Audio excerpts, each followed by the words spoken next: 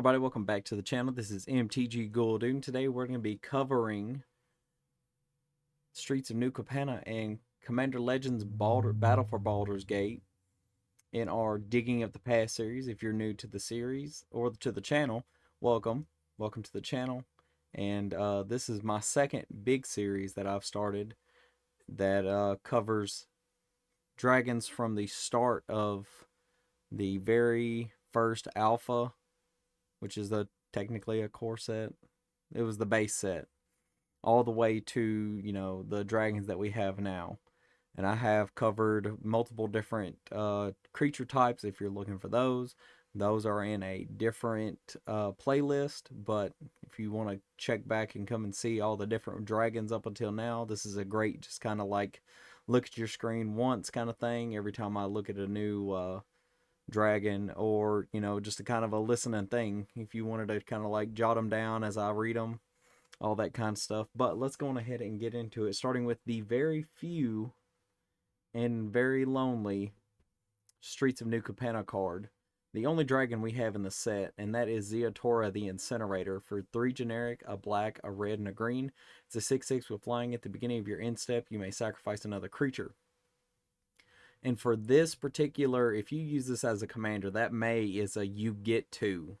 You don't like, when you play a creature like this, when you're playing in these colors with this kind of commander, you get to sacrifice. You got to think of it that way.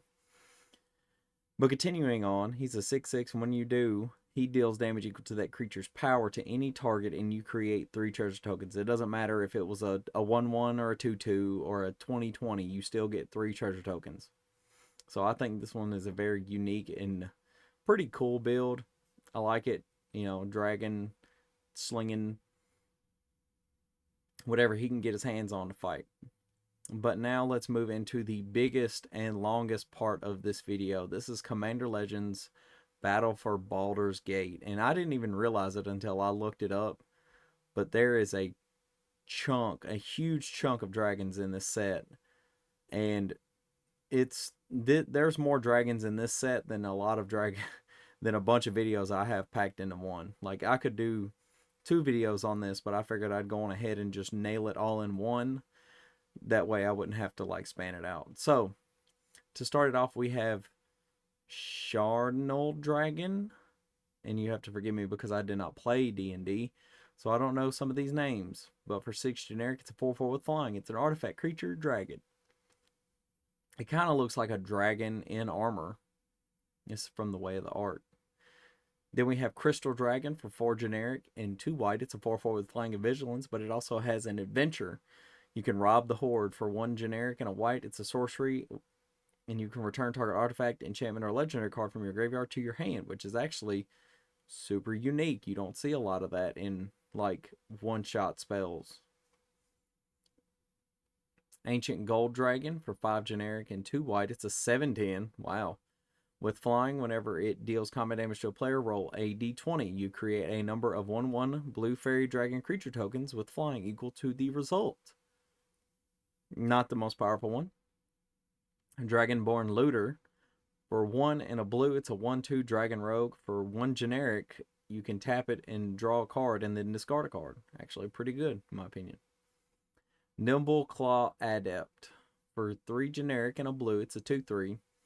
And it has an ability called Big B's Hand. That's an interesting name.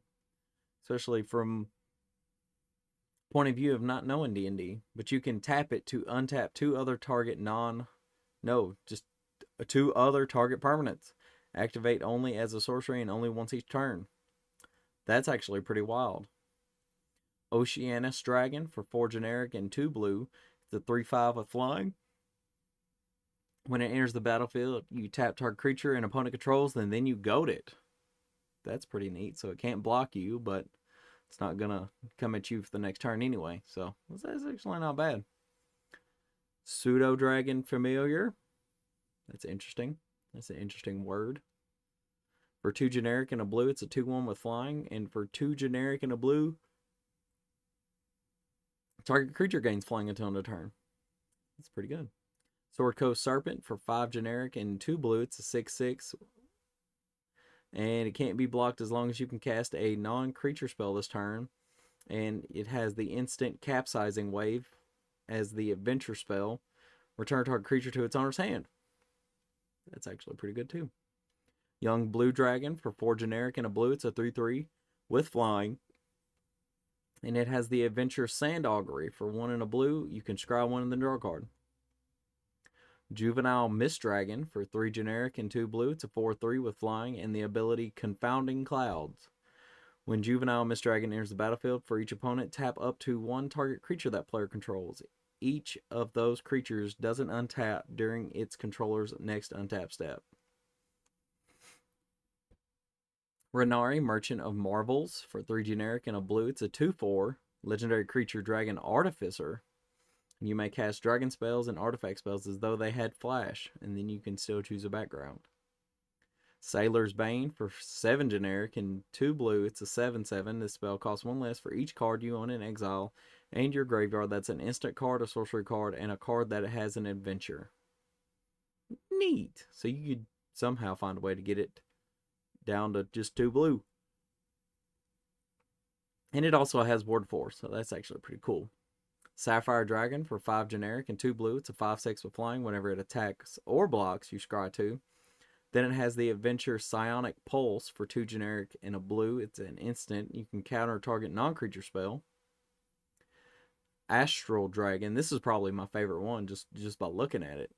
For 6 generic and 2 blue, it's a 4/4 with flying and the ability Project Image. When it enters the battlefield, you create 2 tokens that are copies of target non-creature permanent, except they're 3/3 dragon creatures in addition to their other types, and they have flying. So you can make them lands. You can make more lands. It's actually pretty good. Ancient Silver Dragon for 6 generic and 2 blue. It's an 8/8. It's an Elder Dragon with flying. Whenever Ancient Silver Dragon deals combat damage to a player, roll a d20. This is in the cycle of the Elder Ancient Dragons d20 roll cycle, I guess you want to call it. Draw cards equal to their result. You have no maximum hand size for the rest of the game. So if you can just get it to deal combat damage once, you have no hand size, no maximum hand size. Topaz Dragon for 4 generic and 2 black. It's a 4/4 with flying and death touch. But it also has the adventure Entropic Cloud for 1 generic and a black. Creatures you control gain death touch until end of turn. Brain Stealer Dragon for 5 generic and 2 black. It's a 6/6 with flying. It's a dragon horror for anybody that's looking to dive a little bit into the horror tribal. At the beginning of your end step, exile the top card of each opponent's library. You may play those cards for as long as they remain exiled. If you cast a spell this way, you may spend mana as though it were mana of any color to cast it. Whenever a non-land permanent an opponent owns enters the battlefield under your control, they lose life equal to its mana value. Wow. Ooh. That's actually pretty good. I'm surprised nobody has put this in like Ashiok decks, because it deals with cards in exile. Ancient Braster. Oh, or what's his face? The whatever his name is. The Black Pro. No, I don't know what his name is. He's the black red tiefling demon. Can't remember his name. It saved my life. Oh well. Ancient Brass Dragon for 5 generic and 2 black. It's a 7/6 with flying. Elder Dragon. Whenever it deals combat damage to a player, roll a d20. Whenever you do, put any number of target creature cards with total mana value X or less from the graveyards onto the battlefield under your control, where X is the result. And now we're moving into red with Ball's Invoker for 2 generic and a red. It's a 4/2 with the ability Scorching Ray. And for 8 generic mana, which if you play this in a Agatha deck, it deals 4 damage to each opponent for 0 mana, if you do it right. Fang Dragon for 5 generic and 2 red. It's a 6/3 with flying, and it has the adventure Fork Tail Sweep. It deals 1 damage to each creature they don't control. Wait a minute. Damn. It's not good enough. I thought about putting that in the deck now that I look at it, but I can't use it because it's a spell. Patron of the Arts for 2 generic and a red. It's a 3/1. When it enters the battlefield or dies, create a treasure token. It's okay. My mother owns the museum. That's an excuse. Reckless Barbarian for 1 generic and a red. It's a 2/2, and you can sacrifice it to add 2 red. Stirring Bard for 3 generic and a red. It's a 0/4 with Defender. It's a Dragon Bard. When it enters the battlefield, you take the initiative, and then it has the ability Mantle of Inspiration. You can tap it, and a target creature gains menace and haste until end of turn. That's pretty wild. Tiamat's Fanatics. It is 4 generic and a red and a 4/3. Excuse me. It has haste and myriad. Wow, that's pretty dope. Yep, that is pretty cool. Young Red Dragon for 3 generic and a red. It's a 3/2 with flying and can't block, but it has the ability Bathe in Gold, the adventure, for 1 and a red, and you create a treasure token. And then we find ourselves up against an Amethyst Dragon for 4 generic and 2 red. It's a 4/4 with flying and haste, and it has the adventure Explosive Crystal for 4 generic and a red, and it deals 4 damage divided as you choose among any number of targets. That's pretty cool. And then we come across Livian Cultist of Tiamat for 2 generic and a red. It's a 1/3. Whenever you cast a non-creature spell, target creature gets +X/+0 until end of turn, where X is that spell's mana value. This is good in just about any good Spellslinger deck, as long as you want to throw power. What is her name? Narset. The new Narset, where all your creatures have prowess. It's actually pretty good in that one. Swashbuckler Extraordinaire for 2 generic and a red. It's a 2/2. Dragon Rogue Warrior. Interesting. When it enters the battlefield, create a treasure token. Whenever you attack, you may sacrifice 1 or more treasures. When you do, up to that many target creatures gain double strike until the turn. Huh. Chaos Dragon for 1 generic and 2 red. It's a 4/4 with flying and haste. Chaos Dragon attacks each combat if able. At the beginning of your combat on your turn, each player rolls a d20. If 1 or more opponents had the highest result, Chaos Dragon can't attack those players or planeswalkers they control this combat. So, whoever rolled the highest can't be attacked next turn.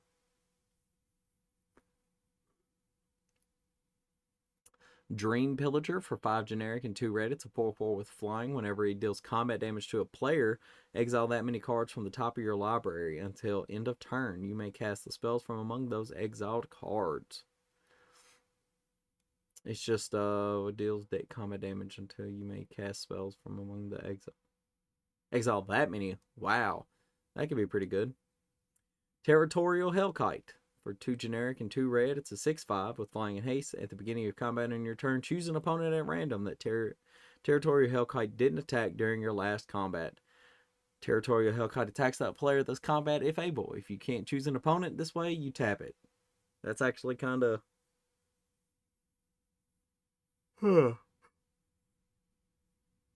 So, it only counts the last combat. So, you can't swing at the person that you really want to hit this turn again. So, you got to swing at somebody else.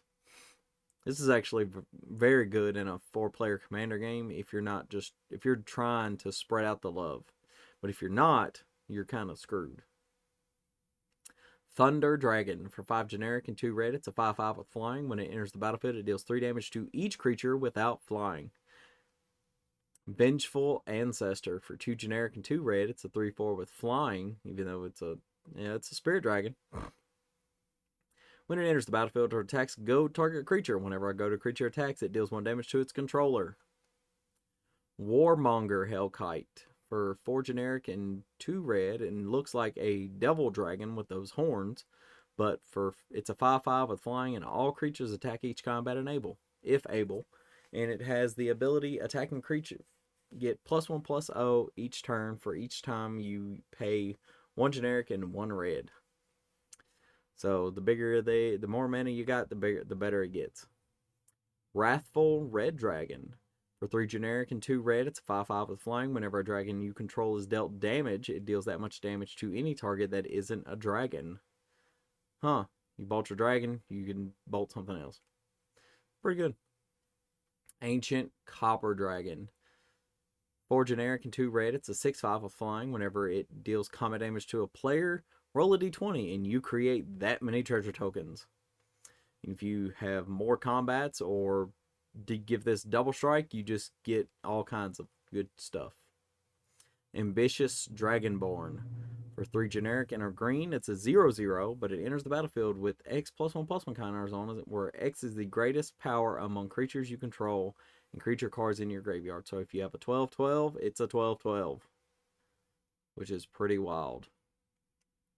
Avenging Hunter. For 4 generic and a green, it's a 5/4 with Trample. It's a Dragon Ranger.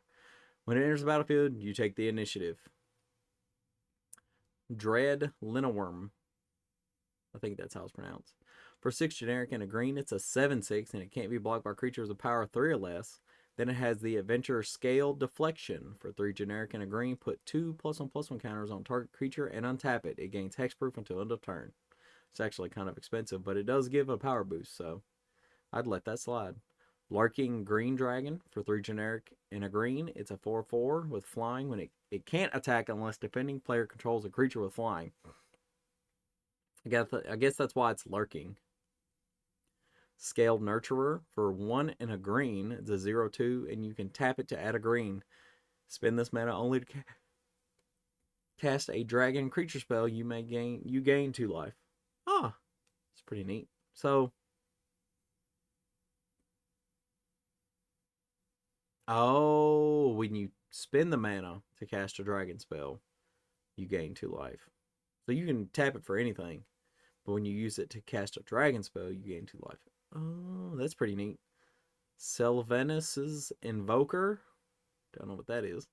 For 2 generic and a green, it's a 3/2 with an ability called Conjure Elemental. For 8 generic mana, you can untap target land you control. It becomes an 8/8 elemental creature with trample and haste until end of turn, and it's still a land. Another good creature that you could throw in Agatha. Draconic Muralist. For 3 generic and a green, it's a 4/3. Whenever Dragon Muralist dies, you may search your library for a dragon card, reveal it, put it into your hand, and then shuffle. Emerald Dragon. For 4 generic and 2 green, it's a 4/4 with flying and trample, and with the Adventure Dissonant Wave. For 2 generic and a green, you can counter target activated or triggered ability from a non-creature source. What? That's wild. I didn't know this existed. Skanos Dragonheart. For 4 generic and a green, it's a 4/4. It's a legendary creature Dragon Ranger.